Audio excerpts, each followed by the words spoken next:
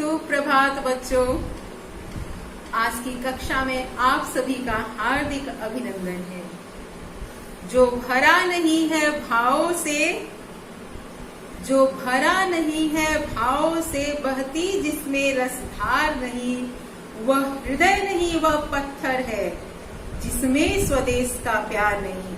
प्यारे बच्चों, आज की कक्षा की शुरुआत मैं इन्हीं पंक्तियों के साथ कर रही हूँ। अर्थ आपने समझ लिया होगा कि जिसके हृदय में कोई भाव न हो, जिसके हृदय में किसी तरह का अपने मातृभूमि के प्रति समर्पण न हो, प्रेम नहीं, वह हृदय नहीं वह पत्थर है। तो बच्चों, हमें अपनी मातृभूमि के प्रति सदैव तन मन को समर्पित करते रहना चाहिए। आज की कक्षा में हम पढ़ने जा रहे हैं व्याकरण। हमने अभ्यास सागर में अल्प प्राण, महाप्राण व्यंजन, पंचम वर्ण, उपसर्ग प्रत्यय, विशेषण, सर्वनाम आदि पढ़े हैं। और इसके पहले हमने क्रिया, कर्म के आधार पर क्रिया का परिचय भी पढ़ा, प्रेरणार्थक क्रिया भी पढ़ा। आज हम पढ़ेंगे अव्यय। अव्यय आपने सुना होगा, शायद आप इसको समझ नहीं पाते होंगे कि ये अव्यय होता क्या है। तो सबसे पहले मैं आपको बताती हूँ कि अव्यय क्या है। अ जोड़ व्यय। अ का अर्थ मैंने क्या बताया है? अ का मतलब नहीं, अ मतलब नहीं, और व्यय का मतलब खर्च। जो व्यय न हो वही अव्यय है। लेकिन हम तो यहाँ किसी हिसाब किताब के बारे में नहीं पढ़ रहे, हम व्याकरण के बारे में पढ़ रहे हैं। तो व्याकरण में ऐसे कौन से शब्द हैं जो खर्च नहीं होते हैं, जिनका कुछ व्यय नहीं होता है? अब इसी को हम पढ़ेंगे कि यह अव्यय है क्या। बच्चों, देखना है कि यह अव्यय कौन से शब्द हैं जिनका रूप बदलता नहीं है। खर्च होने का मतलब हुआ कि एक शब्द का कई तरह से हम प्रयोग कर पाते हैं, उसमें शब्दांश जोड़ देते हैं तो एक ही शब्द कई रूप में परिवर्तित होता है। लेकिन कुछ ऐसे शब्द हैं जो कि कभी नहीं बदलते। उदाहरण स्वरूप धीरे धीरे। अगर हम धीरे धीरे में कोई शब्दांश जोड़ने का प्रयत्न करके नया शब्द बनाएंगे तो शब्द हमारा नहीं बनेगा। ध्यान रखेंगे, धीरे धीरे ये हर काल में, काल आपने पढ़ा है, वर्तमान काल, भूतकाल, भविष्यत काल, ये तीनों काल में एक ही जैसा रहेगा, इसका रूप नहीं बदलेगा। अब कैसे नहीं बदलेगा? अब मैं आपको एक और उदाहरण दे रही हूँ। पढ़ता। पढ़ता एक शब्द है, इसका हम तीनों काल में प्रयोग करेंगे तो क्या होगा? पढ़ता, पढ़ता है, पढ़ता था, पढ़ेगा। बच्चों, यह पढ़ या पठ धातु है और पढ़ता, पढ़ता था, पढ़ेगा, एक ही शब्द में हम ता लगा दे रहे हैं, एक ही में ए लगा दे रहे हैं, या कुछ अन्य पढ़ना ना लगाएंगे तो इसका रूप बदल जाएगा। ऐसे हमारी भाषा में कई शब्द हैं, जैसे लिख, लिखता, लिखते, लिखती, हंस, हंसता, हंसते, हंसती, हंसना। एक ही शब्द क्या होता है? वह बदलते रहता है काल के अनुसार। अगर हम किसी वाक्य का प्रयोग वर्तमान काल के अनुसार कर रहे हैं, जैसे वह हंस रही है, वह हंसती है, अगर हम भूतकाल में लिखेंगे वह हंसती थी, भविष्यत काल में वह हंसेगी, मुझे हंसना पसंद है। तो एक ही शब्द को हम कई तरह से प्रयोग कर पा रहे हैं। हंसता लड़का, हंसती लड़की। लड़का के लिए हम क्या कहते हैं? खेलेगा। लड़की के लिए खेलेगी। खेल शब्द से गागेगी हो गया। तो आपको मैं ये उदाहरण इसलिए दे रही हूँ कि हमारी भाषा में अनेकों शब्द हैं जिनका हम परिवर्तन करके प्रसंग के अनुसार हम व्यवहार करते हैं, लेकिन कुछ ऐसे भी शब्द हैं जिनका रूप कभी नहीं बदला जा सकता है या बदलता है। ऐसे शब्दों को हम अव्यय कहते हैं। अव्यय का मतलब न व्यय।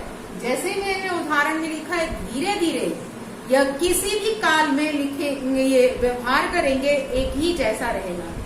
उदाहरण के लिए वर्तमान काल में धीरे धीरे का प्रयोग करें। वह धीरे धीरे पढ़ रहा है, वह धीरे धीरे पढ़ता था, वह धीरे धीरे पढ़ेगा। क्रिया बदली, तीनों की क्रिया बदली, क्या नहीं बदला? यह शब्द नहीं बदला। बच्चों, इसी तरह के और शब्द हैं जो कि आप पढ़ेंगे और उन्हीं शब्दों को हम कहते हैं अव्यय, जिनका रूप किसी भी दशा में न बदले। जैसे धीरे धीरे, तथा,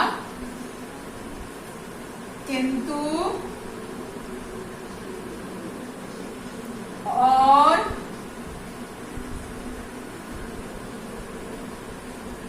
जोर जोर।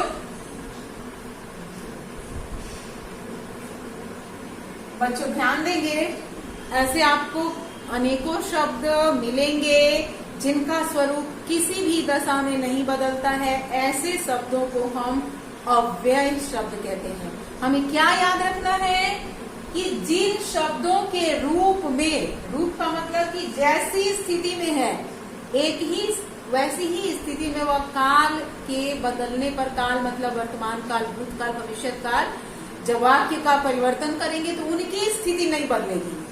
ऐसे शब्दों के, जिन शब्दों के रूप में काल, लिंग, लिंग का मतलब स्त्रीलिंग पुल्लिंग, जैसे लड़का शब्द में हम ई लगाएंगे तो क्या बनेगा? लड़की। तो लिंग परिवर्तित हो गया ना।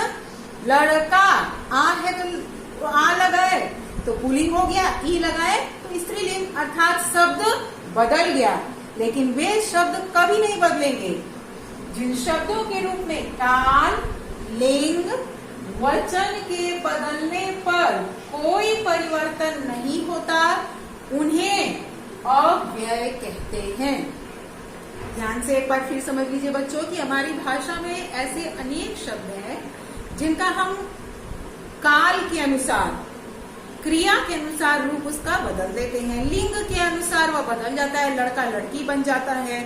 वचन के अनुसार लड़का लड़के बन जाता है, लड़का एक वचन, ए लगा दिए तो बहुवचन, तो शब्द बदल गया ना। इन शब्दों को छोड़कर ऐसे दूसरे शब्द जिनका रूप कभी नहीं परिवर्तित होता है, उन्हें हम अव्यय शब्द कहते हैं, या इन्हें हम अविकारी शब्द भी कहते हैं। अव्यय, अविकारी, अविकार का मतलब होता है जिसमें कोई परिवर्तन न हो। अब मैं आपको अव्यय क्यों समझा रही हूँ? क्योंकि अव्यय का जो भेद है उसे हम इस कक्षा में पढ़ने जा रहे हैं। तो अव्यय के 4 भेद हैं। नहीं बच्चों, अव्यय के 4 भेद होते हैं।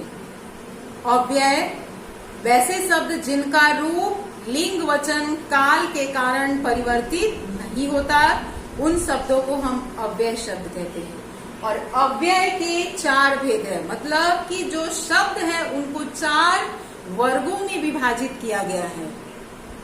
कौन कौन से हैं? सबसे पहला क्रिया विशेषण, दूसरा संबंध बोधक, तीसरा समुच्चय बोधक, चौथा विस्मयादि बोधक। ध्यान रखना है, अव्यय का पहला भेद क्रिया विशेषण, दूसरा संबंध बोधक, तीसरा समुच्चय बोधक, चौथा विस्मयादि बोधक। और बिना परिभाषा बताए, बिना इसके बारे में बताए शायद आपको पता चल जाएगा कि ये क्या है। आप ध्यान से शब्द को पढ़िए। क्रिया विशेषण, विशेषण का अर्थ सबको मालूम है, क्रिया का अर्थ सबको मालूम है। तो क्रिया विशेषण क्या है? जो विशेषण शब्द क्रिया की विशेषता बताते हैं, जो विशेषण क्रिया की विशेषता बताते हैं उसे हम क्रिया विशेषण कहते हैं। कितनी आसान हो गई परिभाषा। संबंध बोधक, संबंध का अर्थ मालूम है ना कि एक वस्तु का दूसरे के साथ संबंध बताने वाले शब्दों को संबंध बोधक कहते हैं। संबंध से ही स्पष्ट है। तो ऐसे कौन से संबंध है जो आपस में जोड़ने का काम करते हैं, ये भी हमें पढ़ना है कि कौन से शब्द है भाई कि जो संबंध जोड़ने का कार्य कर रहे हैं। समुच्चय बोधक, समुच्चय बोधक अव्यय भी आपके पाठ्य पुस्तक में है। तो ये समुच्चय बोधक क्या है, ये आपको थोड़ा कठिन लगेगा। समुच्चय बोधक ऐसे शब्द होते हैं जो वाक्यों को, शब्दों को या उपवाक्यों को जोड़ते हैं। जैसे जो करेगा सो भरेगा, जो करेगा सो भरेगा। तो इसको हम बाद में चर्चा करेंगे। विस्मयादि बोधक, विस्मयादि बोधक शब्दों से भी आप पूर्व परिचित हैं। जो विस्मय सूचक शब्द हैं वे सब के शब्द विस्मयादि बोधक अव्यय कहलाते हैं। ये ध्यान रखना है कि विस्मयादि बोधक शब्द जिसको हम विस्मय सूचक शब्द के नाम से जानते हैं वे सब क्या है? अव्यय है। समुच्चय बोधक क्योंकि, किंतु, परंतु, लेकिन ये सब समुच्चय बोधक अव्यय है। संबंध बोधक अव्यय, मेरे घर के सामने एक बड़ा पेड़ है, के सामने, घर के सामने, ठीक है। तो ऐसे शब्द संबंध जो सूचित करते हुए संबंध बोधक शब्द अव्यय कहलाते हैं। क्रिया विशेषण, जो विशेषण शब्द क्रिया शब्दों की विशेषता बताते हैं। कैसे हमें पता चलेगा? जैसे मैंने उदाहरण में लिखा था धीरे धीरे, वह, अब मैं आपको लिख कर बता रही हूं, वह धीरे धीरे चल रही है। अब हमें इसमें से क्रिया विशेषण शब्द को ढूंढना है, ठीक है। तो हम विशेषण जानते हैं, क्रिया जानते हैं, लेकिन हमें पता ही नहीं चल रहा कि इसमें कौन से शब्द है कि जो क्रिया विशेषण को सूचित कर रहे हैं। विशेषण तो कुछ ऐसा नहीं दिख रहा है। सबसे पहले हम क्रिया शब्दों को ढूंढते हैं। चल रही है, तीनों क्रिया शब्द हैं। और ये जो चल रही है क्रिया शब्द है, इसकी क्या विशेषता है? यहाँ आगे देखिए, वह कैसे चल रही है? वह धीरे धीरे चल रही है। क्रिया की क्या विशेषता हुई कि क्रिया कैसे हो रही है? ठीक है बच्चों, हम अपने वाक्य में जब प्रश्न पूछेंगे तो हमें उत्तर मिल जाएगा कि क्रिया कैसे हुई, कब हुई, कहाँ हुई। हमें जो उत्तर प्राप्त होगा और जो शब्द हमें मिलेंगे वे ही शब्द क्रिया विशेषण कहलाते हैं।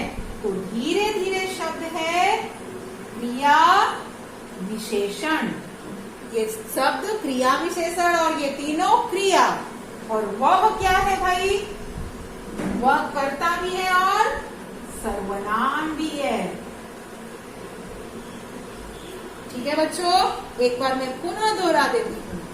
अव्यय जिन शब्दों के रूप में काल, काल मतलब भूतकाल, वर्तमान काल, भविष्यत काल, लिंग, स्त्रीलिंग, पुल्लिंग, वचन, एक वचन, बहुवचन के बदलने पर कोई परिवर्तन नहीं होता, उन्हें अव्यय या अविकारी शब्द कहते हैं। अव्यय के 4 भेद हैं।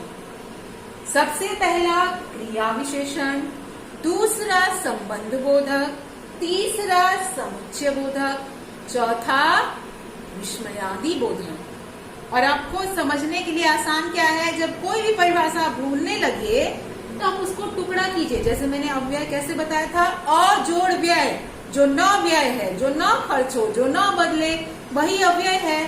क्रिया विशेषण, जो विशेषण शब्द क्रिया की विशेषता बताते हैं।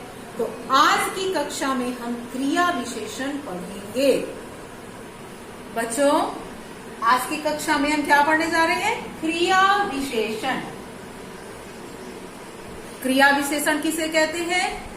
क्रिया की विशेषता बताने वाले शब्द क्रिया विशेषण कहलाते हैं। इसको समझना बहुत ही आसान है। उदाहरण मैंने आपको बताया भी कि जो शब्द क्रिया शब्दों की विशेषता बताते हैं उन्हें हम क्रिया विशेषण कहते हैं। उदाहरण के लिए, वह जोर जोर से हंस रही है। वह जोर जोर से हंस रही है। दूसरा उदाहरण मैं लिख रही हूं, हम अभी बाजार जाएंगे।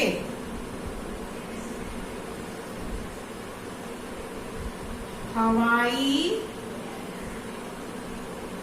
जहाज ऊपर उड़ रहा है। आप सभी बच्चे जो मैं उदाहरण लिख रही हूँ उनमें ढूंढने की कोशिश कीजिए कि कौन से शब्द आपको लग रहे हैं कि वे क्रिया विशेषण के उदाहरण हो सकते हैं। वह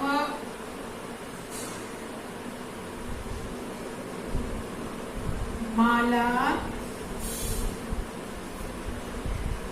कम बोलती है। बच्चों ध्यान देंगे, ये 4 मैंने वाक्य लिखे हैं। इनमें से आपको क्रिया विशेषण को पहचानना है कि क्रिया की विशेषता कौन से शब्द हैं जो बताते हैं। पहला वाक्य, वह जोर जोर से हंस रही है। सबसे पहले हम क्रिया शब्दों को ढूंढते हैं। हंस रही है, ये 3 क्रिया शब्द हैं। इनकी क्या विशेषता है? क्रिया कैसे हो रही है? भाई हंसने का काम जोर जोर से। अतः यह शब्द किसका उदाहरण है? क्रिया विशेषण का। अब दूसरा वाक्य देखिए, हम अभी बाजार जाएंगे। इसमें आपको मिला क्रिया विशेषण। इसमें क्रिया शब्द पहले ढूंढते हैं। जाएंगे क्रिया,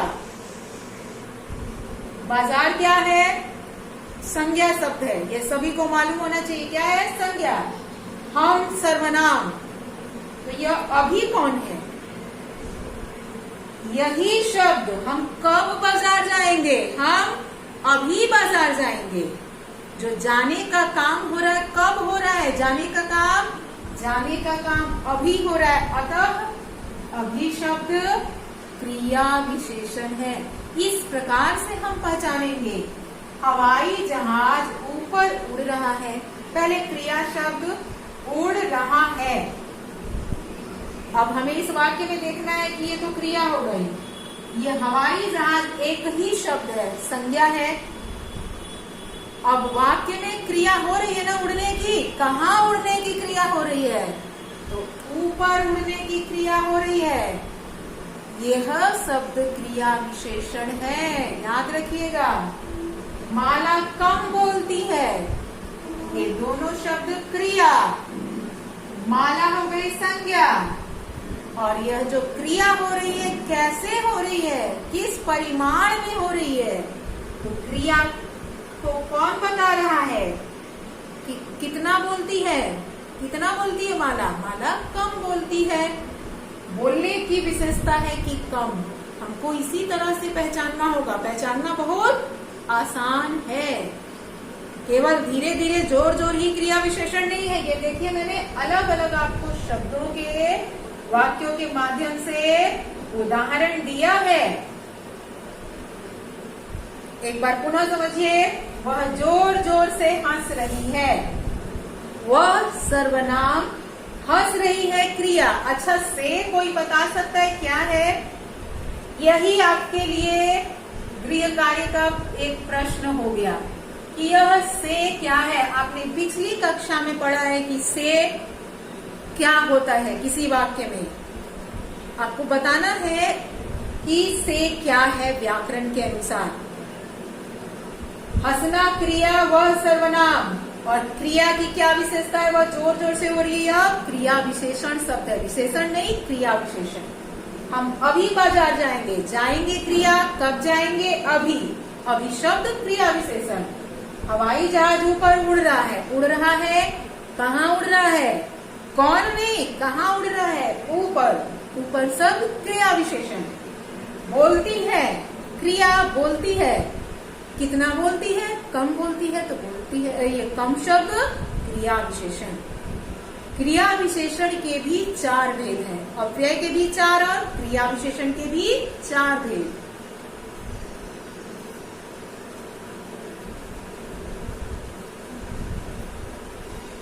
बच्चों, क्रिया विशेषण के मुख्यतः 4 भेद होते हैं। मुख्यतः मतलब मुख्य रूप से। सबसे पहला है रीतिवाचक क्रिया विशेषण। पहले भेद का नाम है रीतिवाचक क्रिया विशेषण। रीति का मतलब होता है कार्य को, क्रिया को करने का तरीका। और रीतिवाचक क्रिया विशेषण शब्द को हम कैसे पहचानेंगे, जब हम किसी वाक्य में कैसे लगाकर प्रश्न पूछेंगे।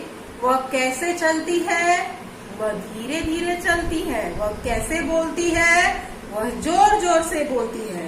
तो आसान तरीका है ना, इसके बारे में हम अगली कक्षा में पढ़ेंगे। अभी आप इसको संक्षिप्त रूप से समझ लीजिए। रीतिवाचक क्रिया विशेषण, क्रिया को करने का तरीका। और पहचानेंगे कैसे, जब हम वाक्य में कैसे लगाकर प्रश्न करेंगे। दूसरा है स्थानवाचक क्रिया विशेषण। और किसी भी स्थान के बारे में हम पता लगाने के लिए वाक्य में क्या पूछ सकते हैं, कहाँ, हवाई जहाज कहाँ उड़ रहा है, हवाई जहाज ऊपर उड़ रहा है। आसान है। स्थान सूचक शब्द ऊपर नीचे, इधर उधर, ये सारे क्रिया विशेषण। कालवाचक क्रिया विशेषण। काल का मतलब क्या होता है, समय। इसको हम अगर वाक्य में पहचानना हो, कालवाचक क्रिया विशेषण, तो वाक्य में हम क्या प्रश्न कर सकते हैं, कब, क्रिया कब हुई, वाक्य में कब लगाएंगे। तुम कब बाजार जाओगे, मैं अभी बाजार जाऊंगा।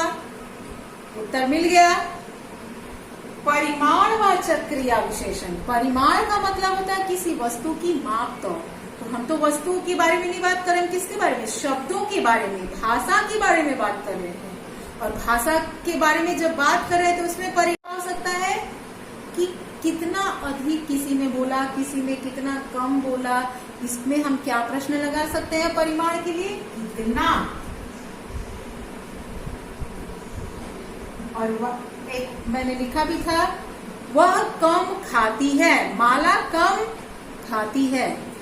माला कितना खाती है, कम खाती है। तो इसी प्रकार से हम पहचान सकते हैं। एक बार मैं पुनरावृत्ति कर देती हूँ। अव्यय किनको कहते हैं, अव्यय उन शब्दों को कहते हैं जिनके रूप में लिंग, वचन, काल कारक के बदलने पर कोई परिवर्तन नहीं होता है। उनका स्वरूप एक ही जैसा सदैव रहता है। उन्हें हम अव्यय शब्द कहते हैं। अव्यय के 4 भेद हैं। सबसे पहला क्रिया विशेषण, दूसरा संबंध बोधक, तीसरा समुच्चय बोधक, चौथा विस्मयादि बोधक। ठीक है बच्चों, क्रिया विशेषण क्या है, जो शब्द क्रिया शब्दों की विशेषता बताते हैं उन्हें हम क्रिया विशेषण कहते हैं। क्रिया विशेषण के कितने भेद हैं, इसके भी 4 भेद हैं। सबसे पहला रीतिवाचक क्रिया विशेषण, दूसरा स्थानवाचक क्रिया विशेषण, तीसरा कालवाचक क्रिया विशेषण, चौथा परिमाणवाचक क्रिया विशेषण। तो बच्चों, अब इसके बारे में और विस्तृत चर्चा अगली कक्षा में होगी। धन्यवाद। और आपको गृह कार्य क्या करना है ये भी आप समझ लीजिए। अभी तक जो मैंने आपको बताया है अव्यय, उसके भेद, क्रिया विशेषण, उसके भेदों के नाम और उदाहरण आपको लिखना है। और एक बीच में प्रश्न दिया था कि से व्याकरण के अनुसार क्या है, ये आपको पहचान कर खुद से लिखने का प्रयत्न करना है। धन्यवाद बच्चों, आप सभी का दिन मंगलमय हो।